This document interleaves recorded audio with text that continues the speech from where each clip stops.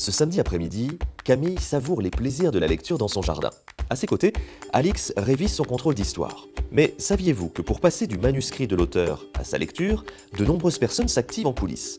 Ensemble, ils forment les métiers de l'édition. Tout d'abord, le service éditorial intervient. De la définition de la politique éditoriale, en passant par la sélection des manuscrits jusqu'à l'accompagnement des auteurs, c'est lui qui évalue les ouvrages et qui décide des publications. Et parfois, il crée l'idée du livre et la propose à l'auteur. Le projet accepté, s'ensuivent de nombreux échanges entre l'auteur, les éditeurs, lecteurs et correcteurs. Tous peaufinent le texte, et si nécessaire, l'iconographe part à la recherche d'illustrations. Un véritable travail d'équipe. En parallèle, le service marketing réalise des études de marché et des tests auprès des lecteurs. C'est lui qui participe au choix du service éditorial, prépare la production et aussi qui propose des innovations. Faire du projet un livre interactif et pourquoi pas. L'objectif, que l'ouvrage puisse rencontrer ses publics.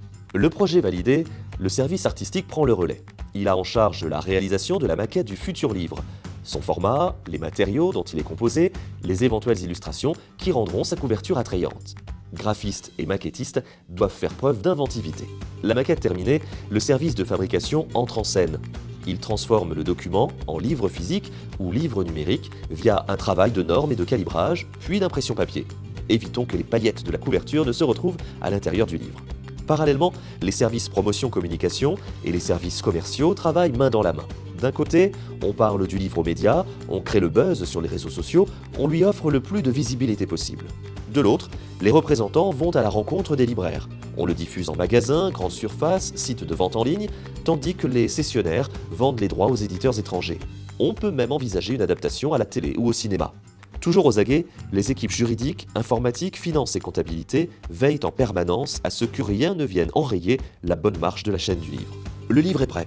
Il peut enfin être distribué. Les services de distribution gèrent l'acheminement des livres chez le libraire et la gestion de stock.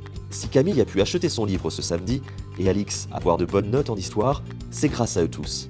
Finalement, du manuscrit au plaisir de la lecture, sans la chaîne des métiers de l'édition, je crois que l'après-midi de Camille n'aurait pas eu la même saveur.